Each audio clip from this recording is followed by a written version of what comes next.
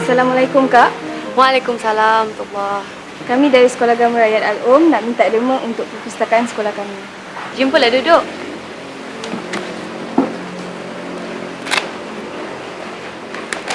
Ini suratnya Kak.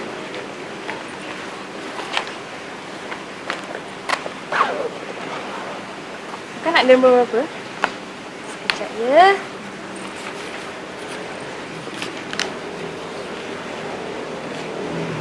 Terima kasih. Nama Kak siapa? Tulis je lah sana, hamba Allah. Terima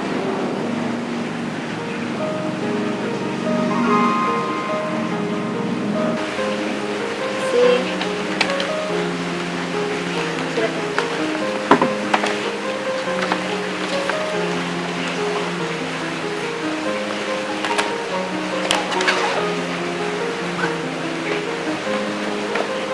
Terima kasih Kak. Sama-sama. Terima kasih Kak. Assalamualaikum. Waalaikumsalam warahmatullahi.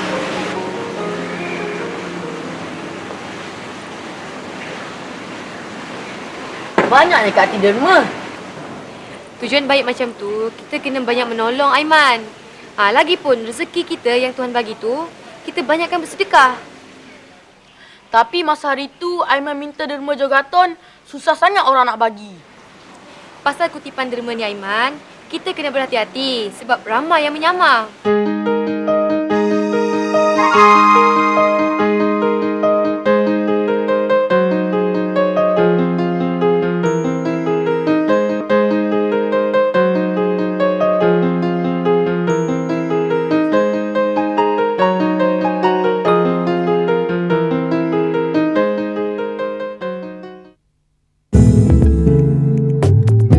Hai, apa khabar semua? Baiklah, tanpa membuang masa lagi, hari ini Kak Ati akan membawakan satu lagi kisah, iaitu mengenai mensyukuri nikmat dan menghormati rahmat.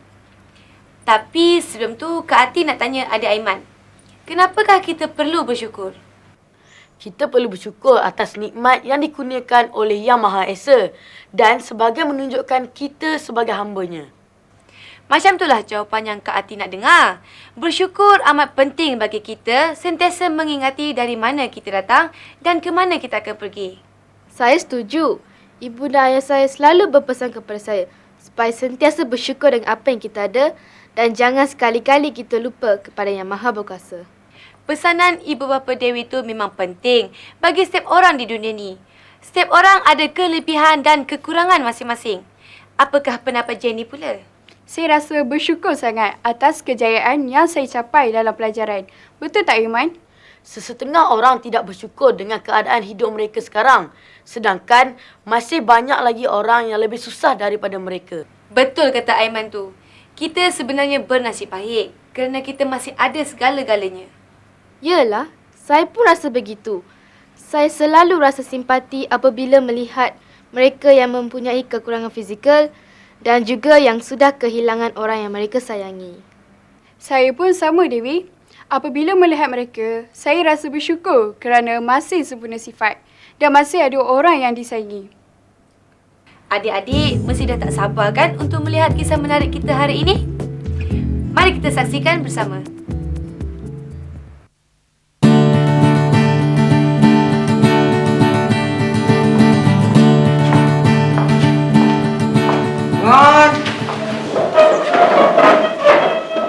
Selamat pagi, cikgu. Selamat pagi, cikgu. Selamat pagi, sila duduk. Baik, hari ini cikgu nak memperkenalkan seorang rakan awak yang baru, iaitu Rajan. Datang sini Rajan. Cikgu harap murid-murid semua dapat memberi kerjasama kepada Rajan. Khalid, cikgu minta kerjasama awak untuk menempatkan Rajan di tempat awak. Mana boleh, cikgu? Saya tak biasa duduk di belakang.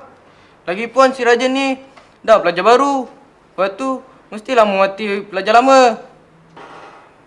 Khalid, tak baik awak bercakap macam tu. Kita perlu menghormati orang lain, terutamanya orang kurang upaya seperti Rajan. Tak adalah, cikgu. Saya memang tak suka bertukar tempat ni. Raja ni mempunyai masalah untuk bergerak. Jadi kita mestilah memberi keutamaan kepada dia. Yelah Khalid, tak baik buat macam tu. David, kenapa awak masuk campur ni? Apalah. Betul kata David tu. Sebagai ketua kelas, awak perlulah menunjukkan contoh teladan yang baik kepada kawan-kawan yang lain. Kalau macam tu, biar Rajan duduk di tempat saya. Saya boleh duduk di belakang.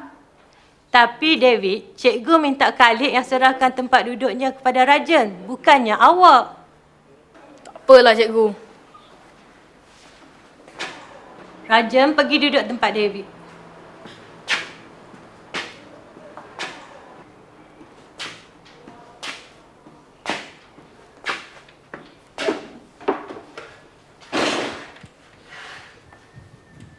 Cikgu harap awak semua dapat mencontohi sikap David. Sila bagi kerjasama awak kepada Rajan kerana dia amat memerlukan pertolongan awak. Termasuklah awak, Khalid. Baik, cikgu.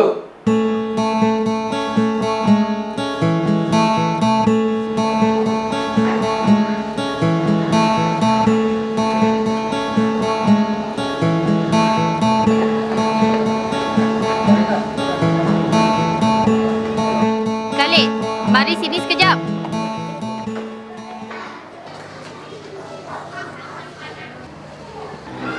Kenapa, cikgu? Khalid, cikgu dapat tahu awak selalu bersikap kasar terhadap raja yang cacat tu. Kenapa Khalid? Saya tak buat apa-apa kat dia, cikgu. Betul awak tak buat apa-apa. Tapi dengan mengeluarkan kata-kata mencemuh dia, itu pun merupakan satu deraan juga pada orang kurang upaya macam Rajan tu. Alah, cakap sikit macam itu takkan tak boleh, cikgu. Tak boleh. Kita tak boleh merendahkan keupayaan seseorang. Lebih-lebih lagi, Rajan tu rakan sekelas awak. Dia bukannya menyusahkan awak kan? Tapi Cikgu Roslina beri keutamaan pada dia duduk di hadapan. Jadi saya terpaksa duduk di belakang. Awak kenalah berkorban sikit Khalid. Apa salahnya duduk di belakang? Tapi saya dah biasa duduk di hadapan, cikgu. Kita kena berkorban sikit untuk orang kurang upaya macam Rajan tu Khalid. Itu perbuatan yang mulia. Tapi cikgu, kenapa saya dibesalkan dalam hal ini, cikgu? Cikgu cuma nak nasihatkan kamu. Jangan keluarkan kata-kata kesat pada Rajan tu. Tak baik perbuatan macam tu. Tapi saya bukan bergaduh dengan dia, cikgu. Dan saya tak pukul dia pun. Kalau sampai bergaduh dan pukul-memukul, itu lagi tak boleh. Jadi, sebelum sampai bergaduh inilah cikgu nak nasihatkan kamu. Nampaknya semua orang memenangkan Rajan. Padahal saya cuma cakap saja. Bukan nak memenangkan dia Khalid. Tapi, kita kena berikan sokongan serta keistimewaan pada Rajan tu. Sebab, dia tergolong di kalangan orang kurang upaya. Tengoklah nanti, cikgu. Khalid, kita mesti mensyukuri rahmat yang Tuhan berikan kepada kita. Kerana kita tidak dilahirkan cacat macam dia. Oleh itu, jangan sekali-kali bersikap sombong atau meninggi diri. Sekarang, awak boleh masuk ke kelas. Baiklah, cikgu.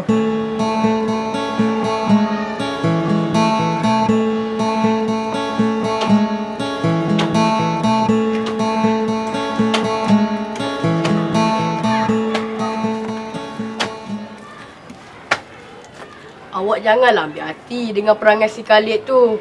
Dia tu memang macam tu. Saya sedar akan keadaan saya. Saya akan sesuaikan diri di sekolah ini.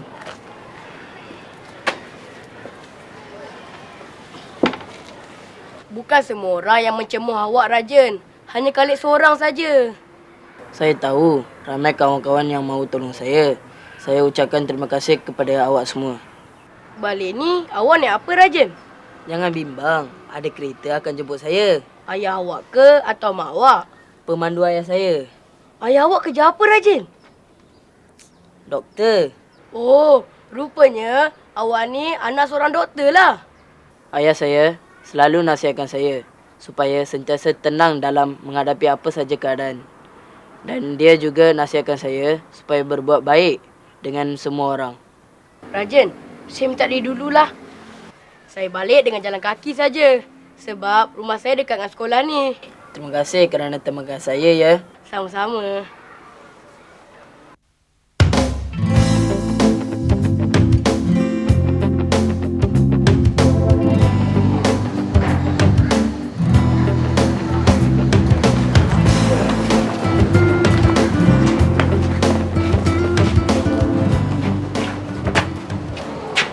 David, Ustaz kau tolong dia.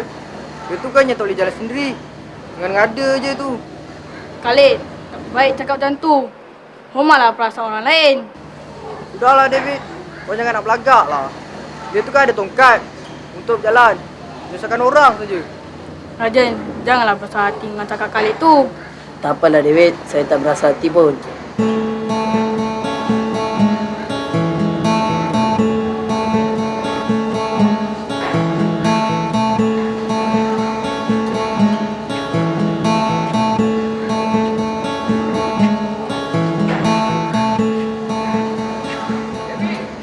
Weh, kau orang jatuh weh.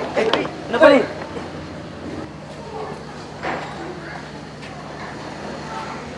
David, betul ni.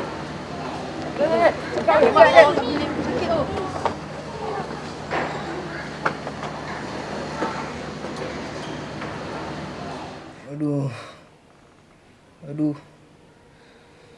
Aduh, sakitnya kepala. Aduh. Aduh. Bertenang, Khalid. Sekarang awak berada di dalam bilik sakit. Tadi awak terjatuh. Kepala awak luka parah. Awak pingsan tadi. Yalah Khalid, ayah Rajan yang merawat awak. Dia ni seorang doktor. Maafkan saya, Rajan. Saya dah banyak bersalah pada awak. Tak apalah Khalid, saya pun tak ambil hati. Yalah Khalid, janganlah risau.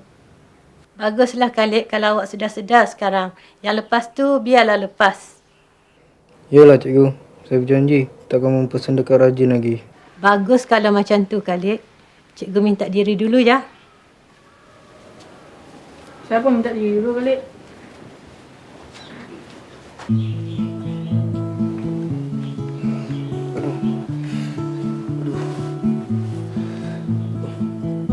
Rajan, maafkanlah saya Rajan. Kerana saya banyak menyusahkan awak. Tak apalah Khalid, saya maafkan awak.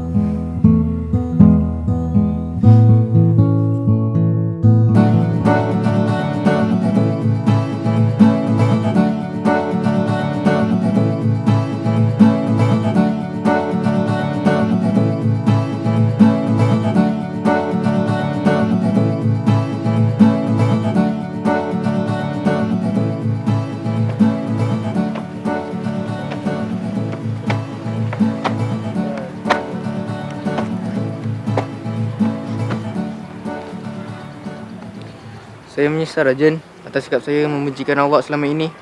Sudahlah Khalid, jangan disebut lagi perkara itu. Kita kan dah jadi kawan sekarang. Kalau boleh, saya nak jumpa ayah awak untuk ucapkan terima kasih pada dia yang merawat saya tempoh hari. Sebagai seorang doktor, dia sibuk. Saya pun jarang jumpa dia. Cuma sebelah malam saja kami dapat bersama. Saya amat terhutang budi pada ayah awak dan juga awak sendiri. Kita ni kena tolong menolong antara satu sama lain. Lagipun itu perkara kecil saja Khalid. Macam mana pun, saya masih rasa bersalah pada awak. Kan saya dah maafkan awak Khalid. Kenapa awak nak risau lagi? Baik sungguh hati awak Rajan. Kita ni sama saja Khalid. Awak pun baik juga. Cuma selama ini awak salah faham saja. Rajan, saya balik dulu Sampaikan ucapan terima kasih saya kepada ayah awak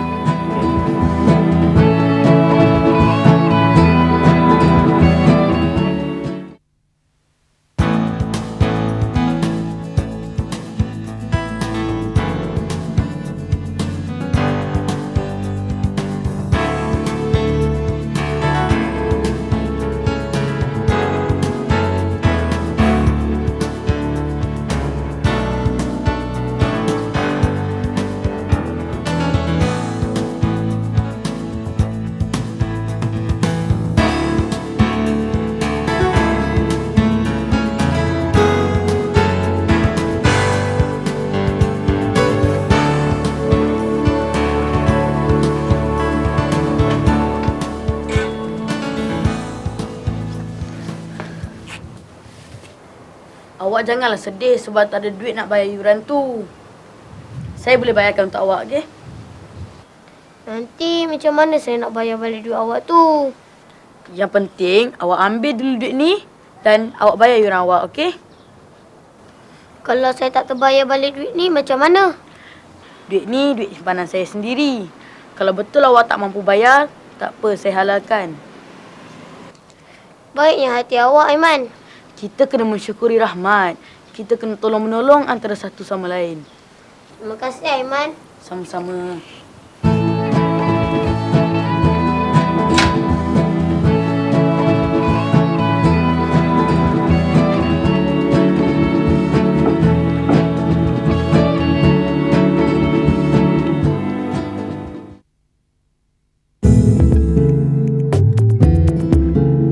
Nampaknya, Khalid dan Rajan dah berbaik semula. Inilah yang harus dilakukan oleh semua orang. Saling memaafkan antara satu sama lain. Saya rasa Rajan adalah seorang yang sangat ikhlas dan baik hati. Saya harap Rajan ni agar lebih ramai yang mencontohi Rajan. Saya setuju Aiman. Kalau ikutkan, bukan mudah untuk kita memaafkan seseorang yang pernah menyakiti hati kita. Tetapi, rajin dengan ikhlas memaafkan kesalahan Khalid. Kak Ti rasa kita perlu contohi Rajan. Malah, Kak Ti rasa Khalid pun sebenarnya seorang yang baik hati dan ikhlas. Yalah Kak Ti, tak sangka Khalid pun sebenarnya baik orangnya. Akhirnya dia mengakui kesilapan yang dilakukannya. Sebenarnya, mengakui kesilapan yang kita lakukan dan cuba memperbetulkannya adalah sesuatu perkara yang sangat baik. Kak Ti harap adik-adik di rumah pun mendapat manfaat daripada kisah kita tadi.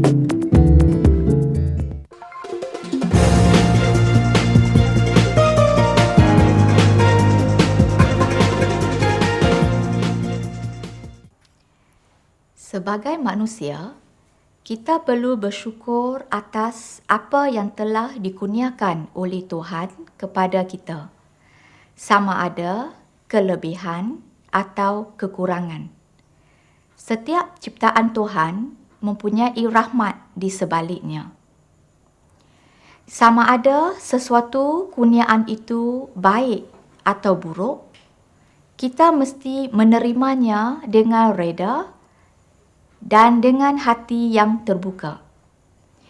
Kita tidak boleh berputus asa apabila menghadapi sesuatu masalah. Kita perlu berusaha mencari jalan penyelesaian kepada masalah tersebut. Walaupun kadang-kala tidak berjaya, namun kita perlu terus tabah untuk menghadapinya.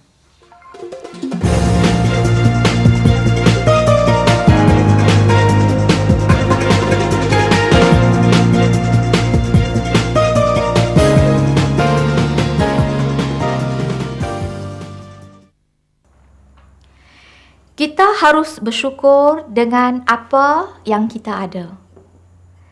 Mensyukuri nikmat yang diberikan oleh Tuhan akan menjadikan kita seorang yang tabah untuk meneruskan kehidupan. Di samping itu, ia juga menjadikan kita seorang yang merendah diri, mempunyai harga diri, dan seorang yang berhema tinggi.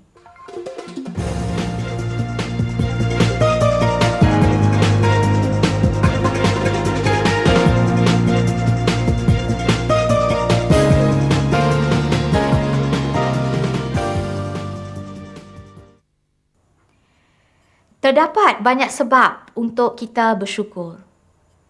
Antaranya, kita dilahirkan dalam keadaan yang sempurna, mempunyai keluarga yang bahagia,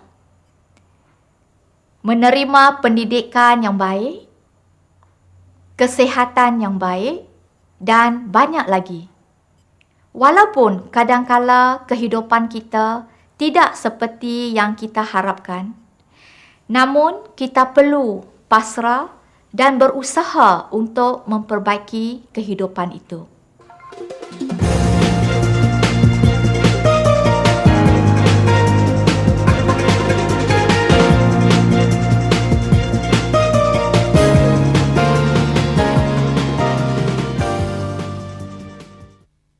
Kita juga boleh membantu golongan yang memerlukan bantuan, seperti golongan kurang berupaya dan golongan kurang bernasib baik. Golongan ini memerlukan bantuan kita dan kita mestilah membantu mereka dengan ikhlas. Kita juga boleh menghulurkan bantuan sama ada sokongan moral, sokongan kebendaan mahupun tenaga.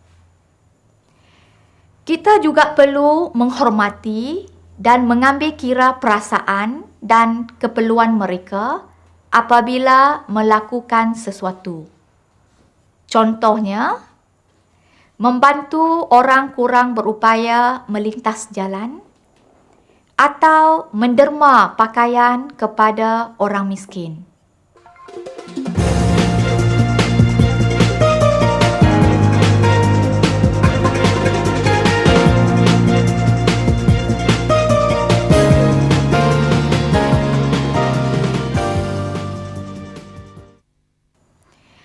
Untuk menunjukkan kesyukuran kita, kita juga perlu menjauhi perbuatan yang boleh menjejaskan kesihatan kita, seperti merokok dan penyalahgunaan dadah.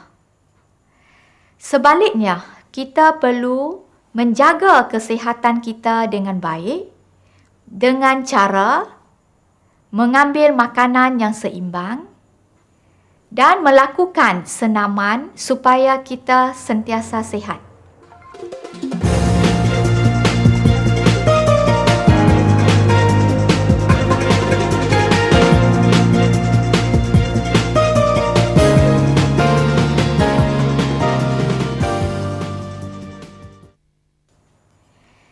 Sebagai tanda kesyukuran, kita juga perlu menilai dan berfikir secara matang dan rasional sebelum mengambil sesuatu tindakan.